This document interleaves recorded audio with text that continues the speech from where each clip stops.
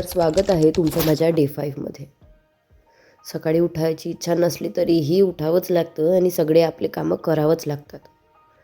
काय यार, कोणीतरी एक हफ्त्याचा कोणी हॉलिडे काऊन नाही देत? वरून ही सर्दी. कोणाला लागत असेल तर मी द्यायला तयार आहे, अगदी फ्री ऑफ कॉस्ट. सकाळचे कामं आटपवून मम्मीसोबत जरा चहा एन्जॉय केला. खूप रिलीफ वाटते यार गरम गरम चहा पिताना.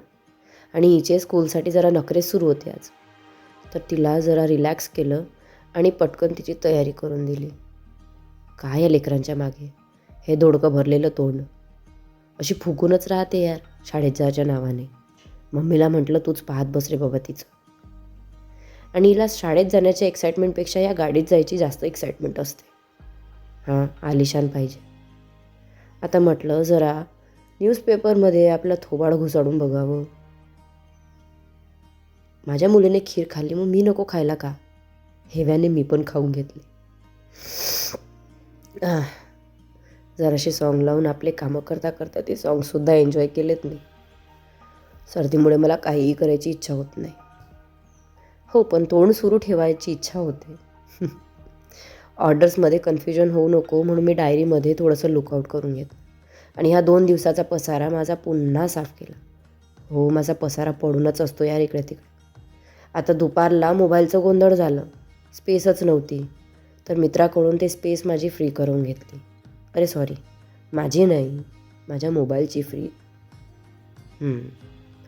आता ह्याचे माझ्याकडे नखरे सुरू होते. म्हणजे त्याची मम्मी झोपू नये हा म्हणून माझ्याच मागे लागतो. आता हे माझा पावभराच्या डोक्यावर मी लिटरभर तेल ओतलं.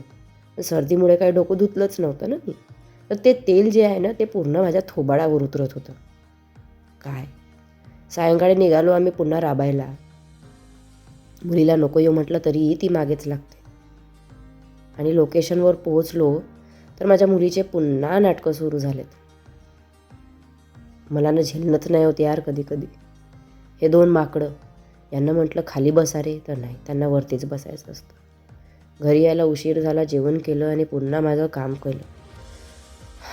थकली रे बाबा मी. चला भेटूया उद्याच्या ब्लॉगमध्ये. Good night.